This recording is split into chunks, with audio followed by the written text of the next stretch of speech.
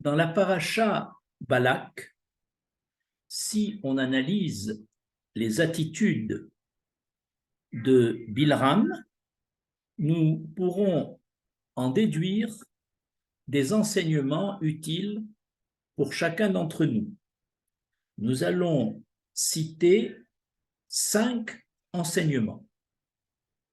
Premier enseignement, nous savons que le prophète des nations Bilram, qui a été mandaté par le roi Balak pour maudire le peuple d'Israël, et finalement Bilram, au lieu de maudire ce peuple, il l'a béni, et avec de très belles bénédictions, telles que Matovu Oalecha Yarakov, Mishkenotecha Israël, qu'elles sont belles tes tentes Yarakov, qu'elles sont belles tes demeures Israël, faisant ainsi allusion aux maisons d'études et aux maisons de prière et à la discrétion dans les tentes d'habitation.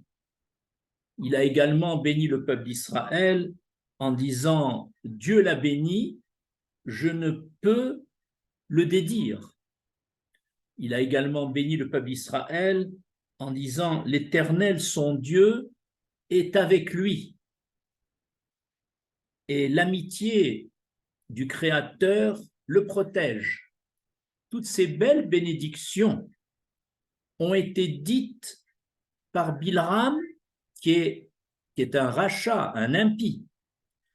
Et c'est pourquoi Moshe Rabbeinu, d'après nos sages, a dû réécrire toute la paracha Balak afin que le canal de ces bénédictions, certes prononcées par Bilram, réécrites par Moshe, ces bénédictions reprennent de la sainteté, de la Kedusha. De là, un premier enseignement pour nous, du fait que Moshe a dû réécrire la paracha Balak, c'est que ce qui compte pour nous, le plus important, c'est pas ce qui est dit, mais qui le dit. Si celui qui le dit est un homme qui est indigne, même si ses paroles sont belles, même si ses bénédictions sont belles, ce n'est pas important. Le plus important, c'est qui le dit. Deuxième enseignement. Deuxième enseignement. Nous savons que Bilram avait des attitudes contradictoires. D'une part, il avait une connaissance élevée de l'Éternel et il possédait un niveau de prophétie égal à celui de Moshe Rabbeinu, et ce qui lui permettait de donner en journée des cours de philosophie ou d'éthique d'un haut niveau sur le plan intellectuel. Mais d'autre part, selon la Mishnah 19 du chapitre 5 des Pirkei Avot, Bilram était doté de 3 grands défauts: l'orgueil, l'envie et la recherche insatiable des plaisirs de ce monde. Et dans sa vie privée, il ne voulait avoir aucune retenue, et donc il a été prêt à balayer et à détruire toutes les barrières morales afin de réaliser ses désirs sans aucune gêne, sans aucune retenue. Ces 3 défauts, Bilram les a communiqués à ses nombreux disciples, comme le dit le Pirkei Avot cité précédemment. c'est-à-dire il a fait intégrer à ses disciples l'envie, l'orgueil et la volupté. Et de là, on apprend un enseignement important, que même si un homme comme Bilram est d'un très haut niveau sur le plan des connaissances, sur le plan intellectuel, les messages qu'il transmet à ses disciples sont enveloppés de tous ses défauts qui sont ainsi transmis à ses disciples. Donc, le deuxième enseignement qu'on doit en déduire, c'est que on doit faire attention avec qui on reçoit notre étude de Torah. On doit, même si vous avez un homme d'un très haut niveau intellectuel, un très beau parleur, on doit faire attention au contenu de sa vie. Et si sa vie privée n'est pas en adéquation avec sa vie en tant qu'enseignant, alors là, il ne faut pas approcher cet homme. C'est pourquoi ceux qui pensent à tort, ça c'est sa vie privée, ça le concerne, mais prenons le bon de ce monsieur, eh bien non, ce n'est pas la vie de la Torah, et c'est ça notre deuxième enseignement, d'être vigilant sur les qualités de l'homme qui vous transmet la Torah. Troisième enseignement, lorsque le roi Balak envoya des messagers au prophète Bilram afin de maudire le peuple d'Israël, Dieu apparut dans la nuit à Bilram et lui dit « Lo teler rimahem, lo taor et aram ki baruch hu » Tu n'iras pas avec eux, les émissaires de Balak, et tu ne maudiras pas ce peuple car il est béni. Et Bilram a interprété l'interdiction de partir avec eux selon son défaut. Son défaut étant la recherche du kavod, des honneurs, de plus d'argent, de cupidité, a interprété ainsi, d'après Rashi, l'ordre d'Hachem de ne pas partir avec eux. C'est-à-dire, il a dit, Dieu ne veut pas que j'aille avec ces émissaires de Balak de bas niveau, ces sous-secrétaires d'État, je ne suis pas digne de ces émissaires. Donc, il a compris dans le message de l'Éternel qui lui demandait de ne pas aller maudire le peuple d'Israël, et lui a compris, tu n'iras pas avec eux parce que ces gens sont indignes de ton rang. Donc, il faut demander à Balak des émissaires de plus haut niveau hiérarchique et peut-être plus d'argent pour maudire le peuple d'Israël. Ainsi, dans cette interprétation de Bilram, on voit qu'on a tendance à vouloir entendre ce que l'on a envie d'entendre. C'est-à-dire qu'il y a ici une preuve qui est à l'origine d'ailleurs d'un mauvais décodage des paroles de quelqu'un qui vous parle, parce que on va déformer ces paroles dans le sens de ce qu'on voudrait entendre. Et de là, on apprend que lorsque quelqu'un vous lance un message, il faut être neutre. Il faut essayer d'être vigilant, de ne pas l'interpréter comme on aurait envie de l'interpréter. Comme ici, Bilram, qui a fait cette erreur, de croire que l'Éternel lui demandait de ne pas partir avec eux parce qu'ils ne sont pas d'un rang digne de Bilram. alors que l'Éternel voulait leur dire, tu n'iras pas avec eux parce que ce peuple est béni.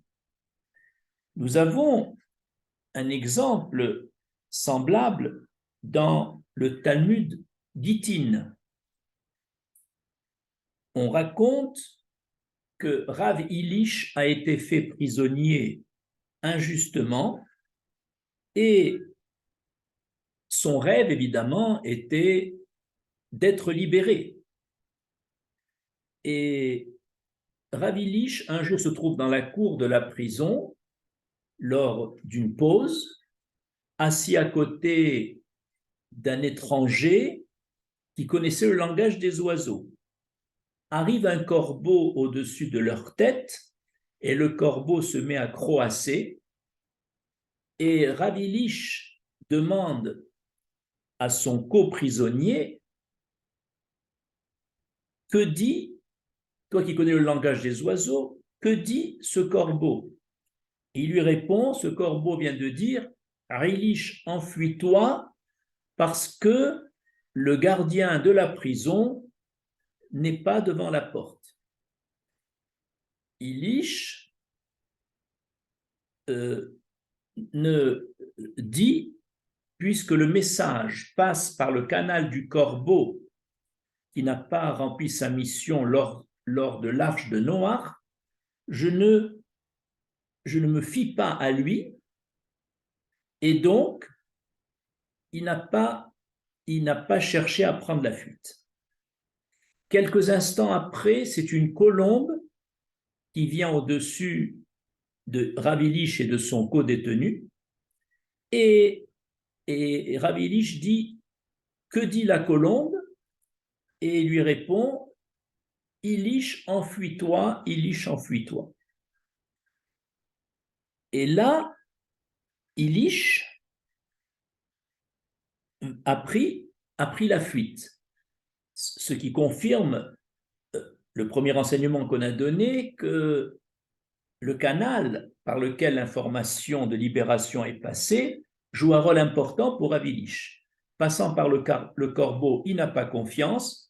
Passant par la colombe, oiseau pur, symbolique de l'Assemblée d'Israël, il a fait confiance. Maintenant qu'on a relaté cette Haggadah du Talmud Gittin à la page 45, le commentateur Marsha pose une question. Pourquoi Rav Ilish a-t-il demandé aux co-détenus qui ne connaissaient pratiquement pas l'information?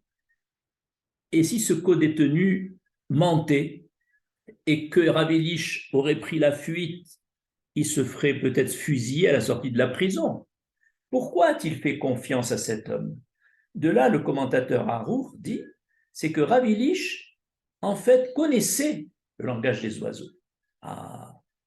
Et c'est pour ça que Rav Ilish a entendu lui-même et le corbeau et la colombe délivrer le message « Enfuis-toi ». Alors, si Rav Ilish connaissait le langage des oiseaux, pourquoi demande-t-il à son co-détenu? C'est parce que Rav Ilish, justement, sait qu'on a tendance à entendre ce qu'on a envie d'entendre. Comme son rêve était de sortir de cette prison, quand il a entendu le message du corbeau, Ilish prend la fuite, il s'est dit peut-être, j'entends ce que j'ai envie d'entendre. Donc il demande confirmation au co-détenu. Et c'est comme ça, et malgré la confirmation, il ne prend pas la fuite parce que le canal de l'information passe par un oiseau pervers. Donc, quand le deuxième message arrive, là aussi, pourquoi demande-t-il, maintenant qu'il a entendu la répétition du message par la colombe, le canal est pur, pourquoi n'est-il pas parti? Pourquoi redemande-t-il au co-détenu? C'est parce que son rêve était non seulement d'être libéré, mais par un canal pur. Et donc peut-être le message de la colombe n'est pas réel, c'est ce qu'il aurait voulu entendre. Alors il demande confirmation. On voit ainsi que on en tire de tout ça un enseignement. On doit savoir qu'on a tendance à entendre chez l'interlocuteur ce qu'on a envie d'entendre, et donc il faut être vigilant et d'essayer d'être neutre et d'analyser la situation afin de rendre le message plus audible.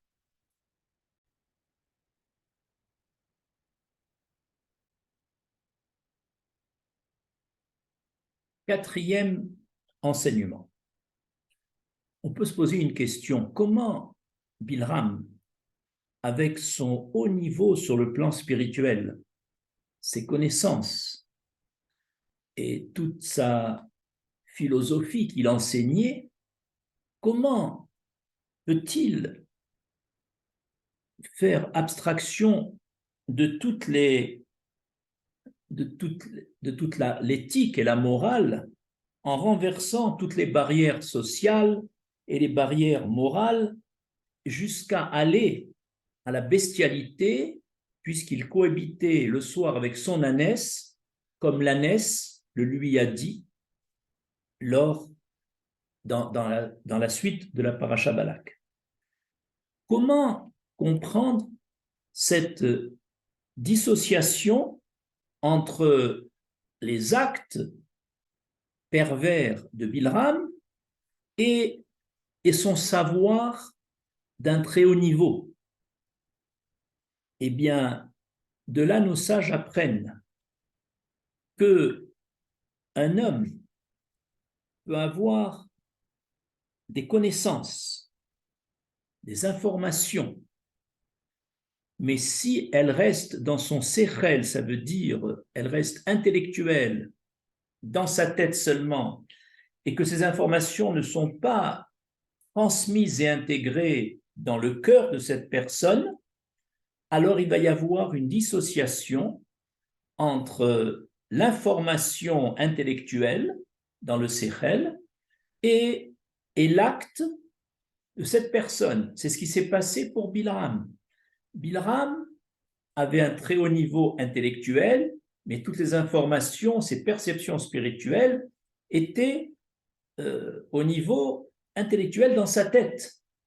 Mais il n'a jamais fait passer ces informations dans son intériorité, dans son cœur. Ça fait qu'il pouvait très bien, sans être gêné, donner des enseignements d'un très haut niveau sur le plan théorique et sur le plan pratique, faire n'importe quoi dans ses actes. On a exactement la même chose lorsque, lors de la 7e plaie d'Égypte, Moshe les avait avertis, il va y avoir la grêle. Une grêle terrible qui va détruire les récoltes, les animaux et même les serviteurs. Tout le monde savait que lorsque Moshe disait qu'il devait y avoir une plaie, elle se réalisait chaque fois, puisqu'il y a eu déjà 6 plaies avant. Donc tout le monde savait que la grêle devait venir, que cette grêle devait être destructrice. Ça, c'est l'information intellectuelle que tout le monde savait.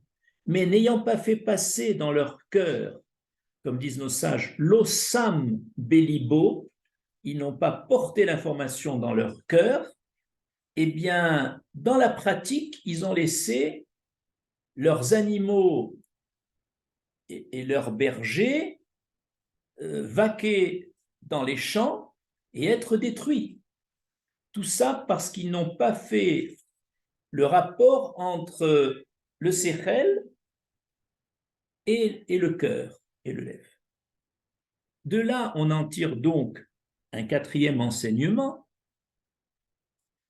Chaque fois que l'on vit avec des dissociations où nos idées ne correspondent pas à nos actes, c'est que on n'a pas su relier le cœur, le lève, avec le séchel.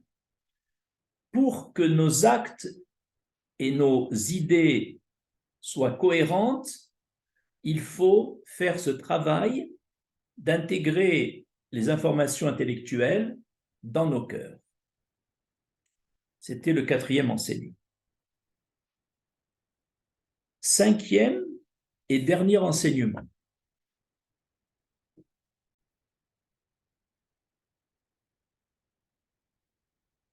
Cinquième enseignement, il est écrit dans la paracha Balak, c'est Bilram qui parle, Amot nafshi mot yesharim,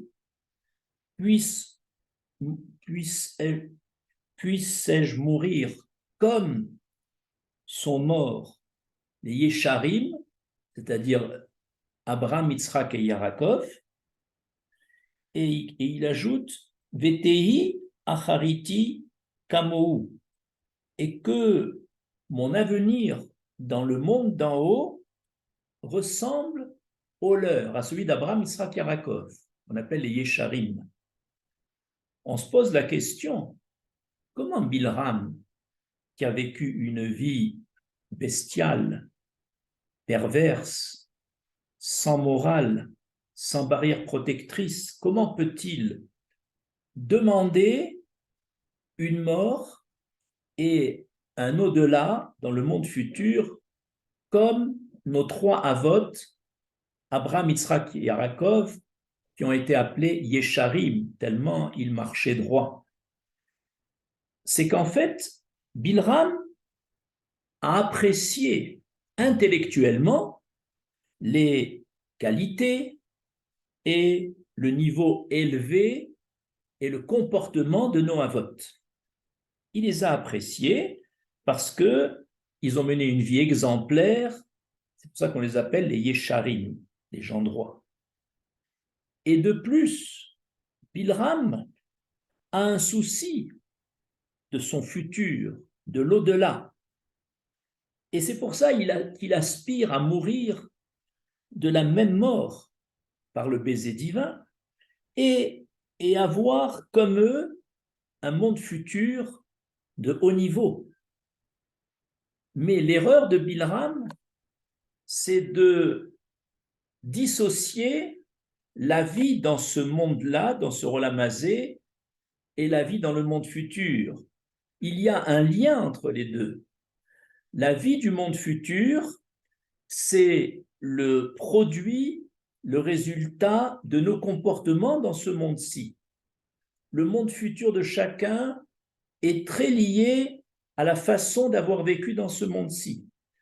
Et c'est ça le 5e enseignement que nous devons tirer, enseignement que Bilram lui-même n'a pas su comprendre, puisqu'il demande, après avoir vécu une vie de bestialité, il demande le même sort, la même mort et le même avenir spirituel que nos avot. Je vous remercie.